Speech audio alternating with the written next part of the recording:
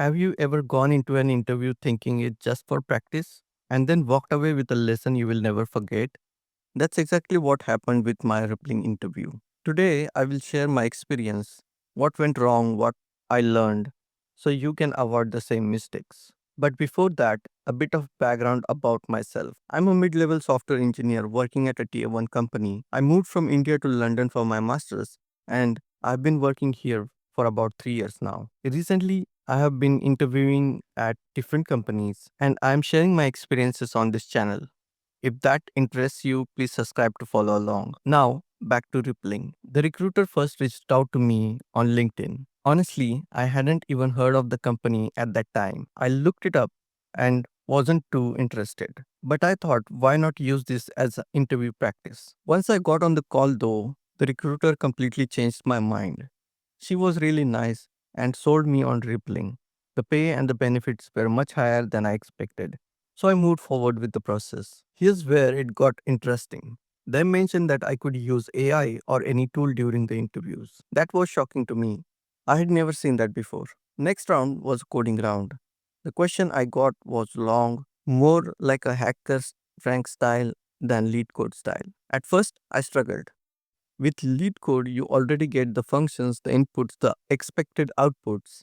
But here, there was nothing, just a problem statement. I needed a hint from interviewer to even get started. Once I got that, I managed to code it up, solve it optimally, and even discuss follow-up. But due to time, I couldn't finish coding up the follow-ups. The interviewer was kind enough to give me a feedback right away. He said, use the language you are most comfortable with.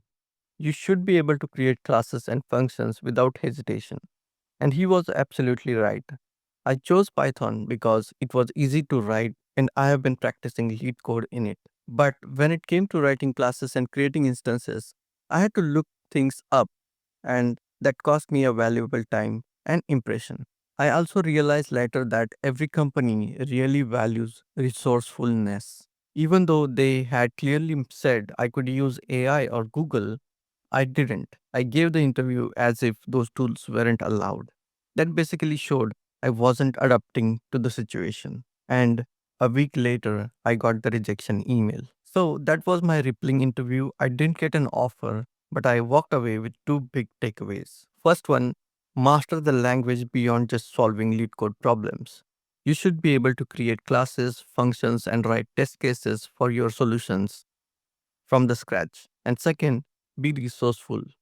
If tools are allowed, use them. I'm sharing more of these interview breakdowns as I go through my journey.